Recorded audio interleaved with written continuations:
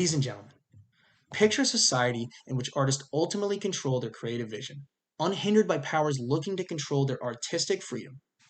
One such creative is Andrew Schultz, who demonstrated the courage and determination that scored him a victory after purchasing the copyright ownership to his newest comedy special. This bold move occurred after attempts by a streaming network to censor some of his jokes. Now, such audacity illustrates how structures of power often infringe on individual liberties. Schultz's courageous choice would yield triple earnings and serve as a vital lesson for the entertainment industry through increased autonomy, control, and most importantly, creative freedom. Schultz's scenario can be examined under the decentralized and centralized approaches to harness a greater understanding of the entertainment industry. According to Professor Cummings from the University of Wellington in New Zealand, the term centralized means that the, quote, authority to make important decisions lies towards the head or center of an organization, while decentralization implies more autonomy, where authority is vested in those further removed from the center, end quote. Hence, no exploration of Schultz's bold move would be complete without weighing both sides. That is, looking into centralized and decentralized approaches to uncover how each approach shapes the artistic world and which is best in light of Schultz's scenario. When exploring the centralized approach, the socialist perspective is critical when examining the situation. The first most important factor relates to control and ownership. Richard Wolff in 2023 illustrates the power dynamics between the employee and employer class. In this context, the employee class is represented by Schultz, while the employer class, streaming service. Wolff in 2023 would go on to say that the employer holds more power due to controlling price and production means and can influence how much the employees earn, including their working conditions. In a separate article, Wolff in 2020 describes socialism as, quote, state power in socialist hands overseeing an economy, end quote. Thus, power and wealth are more prevalent amongst the powerful elite or employer class, worsening disparities.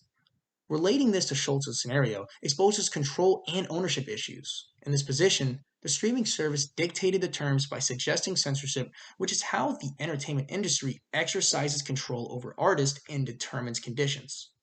Also, McMacken in 2023 asserts that the, quote, impoverishing downside of decades of political centralization in the US and Europe are government regulations that continue to stifle innovation and entrepreneurship, end quote. Similarly, the censorship from the streaming company represents a regulation that would have otherwise stifled Schultz's innovative and daring decision.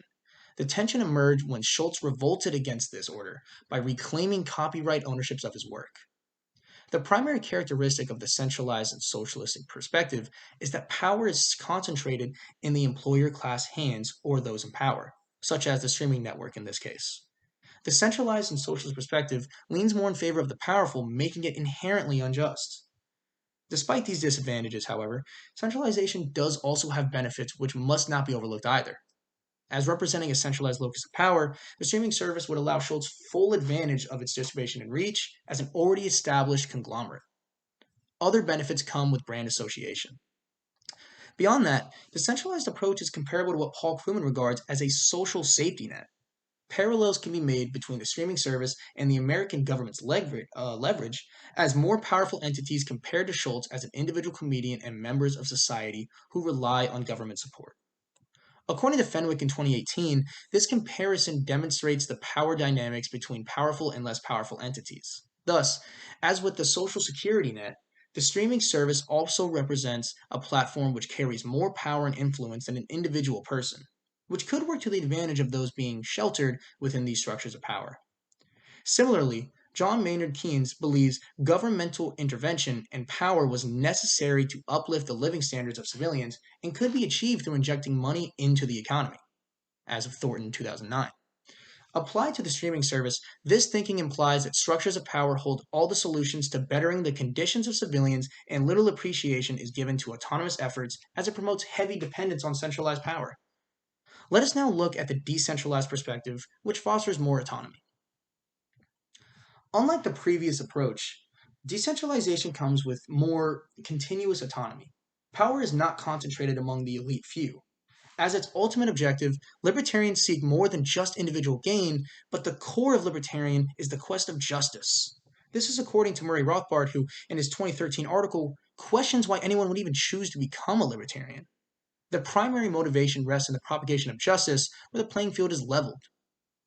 According to Rothbard in 2022, Milton Friedman's ideas are closely associated with the libertarian perspective, which, in their purest sense, seek to foster principles of self help, independence, and self reliance within society. Schultz's actions echo Friedman's ideas profoundly. Thus, reclaiming his copyright reflects efforts to advance autonomy, independence, and most importantly, creative freedom. To be a libertarian means going against convention by challenging the status quo, Rothbard in 2013. It also means not being afraid and also becoming radical toward fighting attacks on personal liberty. Rothbard would also go on to mention in 2013 that the term decontrol, which, like decentralization, seeks to decrease the power and regulations of a central authority. Decentralization is the future for many businesses and sectors globally. Patrick Byrne's 2015 article titled "The Future is Decentralized" details how information sharing will harness collective intelligence instead of depending on a select few to disseminate information and make crucial decisions. In light of Schultz's scenario, the decentralization will inspire other creatives in the entertainment industry to stand their ground and seek other ways to control and distribute their creative work. Historically speaking, research reveals that radical decentralization has led to more economic prosperity and advancement. Such is the view of McCacken, who asserts that the absence of a single arm of authority enabled more competition, prosperity, and freedom within Western nations compared to non-Western ones.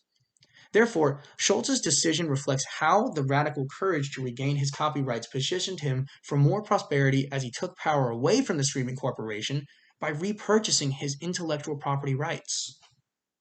Now, allow me to paint a vivid image of a world where artists enjoy their creative freedom. The decentralized approach is most suitable for content creators like Schultz. Also, his decision served as a vital lesson for the entertainment industry as a demonstration of autonomy, control, and once again, creative freedom. Not only did he suddenly gain ownership of his work, but the uncensored version of his jokes is the most authentic, enabling creative freedom.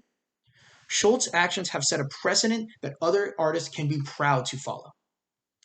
In conclusion, Andrew Schultz's daring move to seize copyright ownership of his comedic work is a compelling example of what can be achieved after breaking free from conglomerates.